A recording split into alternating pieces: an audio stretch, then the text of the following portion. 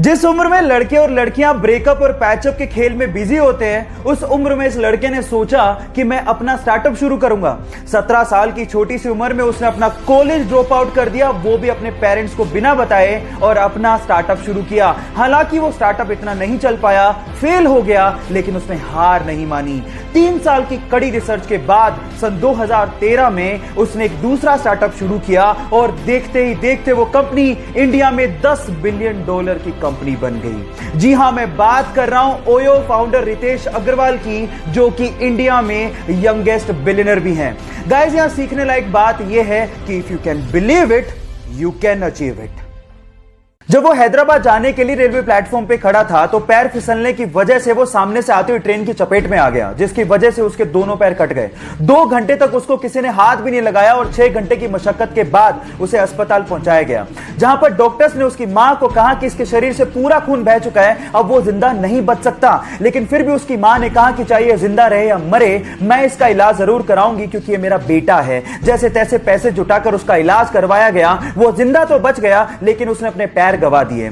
इस सिचुएशन पे उसके भाई ने उसका साथ छोड़ दिया। लोगों ने उसे भीख मांगने तक की सलाह दे दी, लेकिन उसने कहा कि मैं भीख नहीं मांगूंगा, मैं हार नहीं मानूंगा। उसने जिम ज्वाइन किया, अपनी बॉडी बनाई, वीडियोस अपलोड की और बहुत सारे लोगों के लिए एक मिसाल बन गया। उसका नाम है देव मिश्रा, जिसने हमें यह सिखाया कि जिंदगी हौसले से जी जाती है। एक सुपर हीरो मूवी में हीरो के किरदार की बजाय अगर विलेन का किरदार आपके दिलो दिमाग पे छा जाए तो आप सोच लीजिएगा कि विलेन ने कितनी मेहनत की होगी। सिर्फ एक जोकर विलेन के किरदार के लिए वो 45 दिन तक होटल के कमरे में बंद रहा। इनफैक्ट उसने जोकर के मेकअप का डिजाइन भी खुद ने किया और एक मूवी के सीन में उसने हीरो को रियली उसे मारने को कहा ताकि सब कुछ रियल लगे। उसने इस कैरेक्टर में इतनी जान डाल दी थी कि वो greatest villain of all time कहलाया। और इस किरदार को निभाने के बाद उसे golden globe award, Oscar award तक दिए गए, लेकिन उसे रिसीव करने के लिए वो जिंदा ही नहीं था। कहा ऐसा जाता है कि ड्रग की ओवरडोज की वजह से फिल्म रिलीज से 2 महीने पहले ही उसका देहांत हो गया। अगर आप उस सुपर एक्टर का नाम जान गए हो तो एक बार चैट सेक्शन में उसका नाम लिखना मत भूलिएगा। 1997 में पैराशूटिंग के दौरान उसका पैराशूट ही नहीं खुला और वो सीधे जमीन पर आकर गिरा।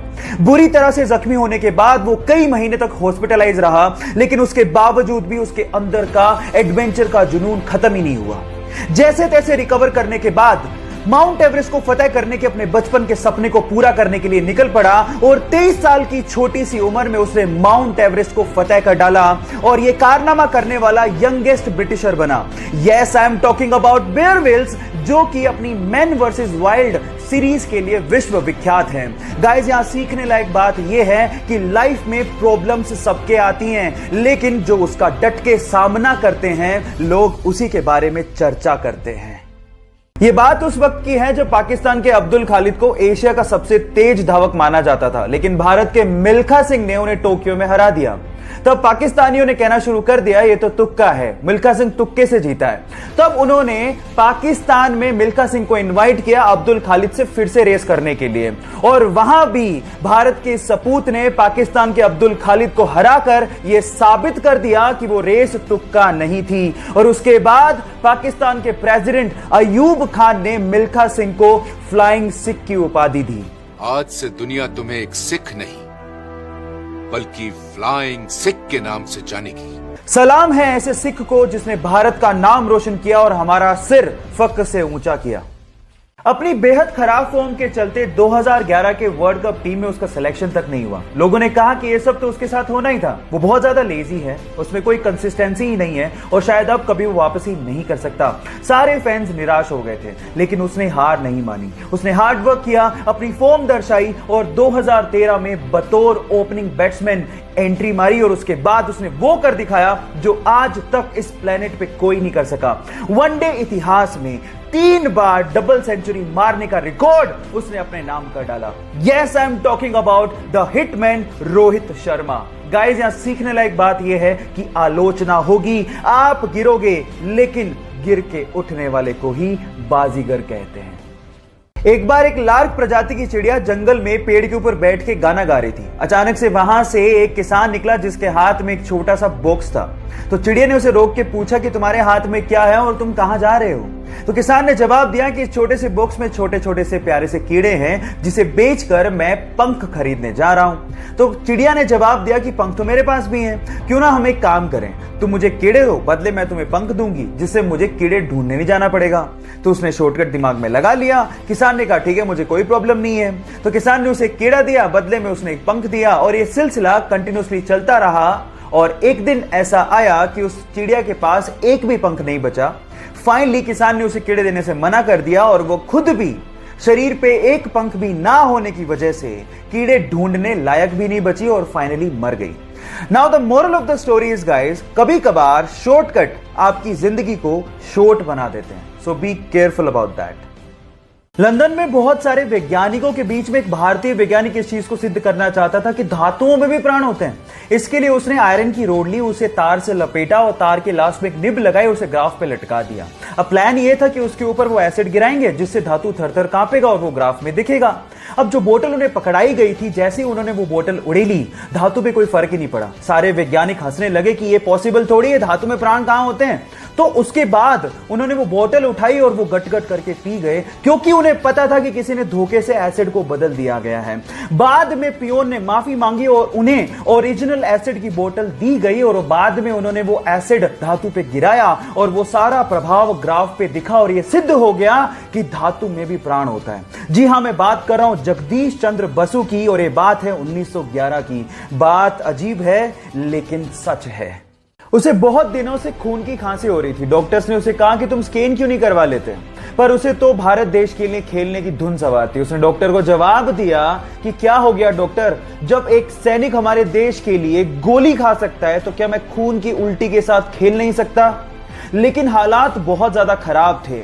जब रिपोर्ट्स आई तो पता लगा कि उसे कैंसर है और इसके क्योर के लिए उसे बाहर जाना पड़ा। वो कम से कम 1 साल तक अपने खेल से दूर रहा। लोगों ने यह तक कहना शुरू कर दिया था कि अब कभी वो वापसी नहीं कर पाएगा, लेकिन उसने मेहनत की और वापसी करने के बाद उसने अपने वनडे करियर का सबसे बड़ा स्कोर बना डाला। Yes, I am talking about Yuvraj Singh, जिनका कहना है कि अपनी तकदीर को तुम खुद लिखो और कभी जिंदगी में हार मत मानो। एक बार एक बंदा सुबह अखबार पढ़ रहा था। अचानक से उसकी नजर डेथ कॉलम पे पड़ी जिसमें उसका नाम लिखा हुआ था। यह देख के वो हक्का बक्का रह गया। एक्चुअली गलती से अखबार वालों ने उसका नाम छाप दिया था। वो सोचने लगा कि मैं जिंदा भी हूं कि नहीं। थोड़ी देर में होश में आने के बाद उसने सोचा कि मैं देख तो लूं कि लोग मेरे बारे में लिख क्या रहे हैं। तो जब उसने देखा तो वो हैरान रह गया। एक्चुअली उसमें लिखा हुआ था कि डायनामाइट का बादशाह मर गया, वो मौत का सौदागर था। ये शब्द देख के वो सेल्फ रियलाइजेशन में चला गया और सोचने लगा कि मरने के बाद क्या इस तरह से लोग मुझे याद रखेंगे। उसके बाद उसका हृदय परिवर्तन हो गया और उसके बाद उसने शांति के लिए काम करना शुरू कर दिया। Yes, I am talking about Alfred Nobel, जिसे हम नोबेल प्राइजेस के लिए याद रखते हैं। अब मेरा सवाल आपसे यह है कि मरने के बाद आप क्या चाहते हैं कि लोग आपको कैसे याद रखें। चैट सेक्शन में लिखना मत भूलिएगा। एक किसान एक व्यापारी को डेली 1 किलो मक्खन बेचता था। अब एक दिन परखने के लिए उस व्यापारी ने मक्खन को तोल के देख लिया कि वो मक्खन 1 किलो है कि नहीं है, और वो मक्खन 1 किलो नहीं निकला। इस बात पे व्यापारी किसान को अदालत ले गया। अदालत में जज ने किसान से पूछा कि तुम किस बाट का इस्तेमाल करते हो। तो किसान ने कहा कि माय बाप, मैं तो अनपढ़ हूं, मैं कोई बाट का इस्तेमाल नहीं करता, लेकिन मेरे पास एक तराजू है तोलने के लिए। तो भी जज ने कहा कि तुम तोलते कैसे हो। तो इस बात पे जो किसान ने जवाब दिया वो आप लोगों को सुनना चाहिए। किसान ने कहा कि ये तो अब मुझसे मक्खन खरीद रहा है, मैं तो इससे कब से ही 1 किलो ब्रेड खरीद रहा हूं और उसी 1 किलो ब्रेड को तराजू के एक पलड़े में डालकर मैं इसे मक्खन तोल के दे देता हूं। अब आप समझ तो गए होंगे कि गलती किसकी है। Now the moral of the story is guys, जैसा बोओगे पाओगे वैसा ही, इसलिए B careful about your Karma.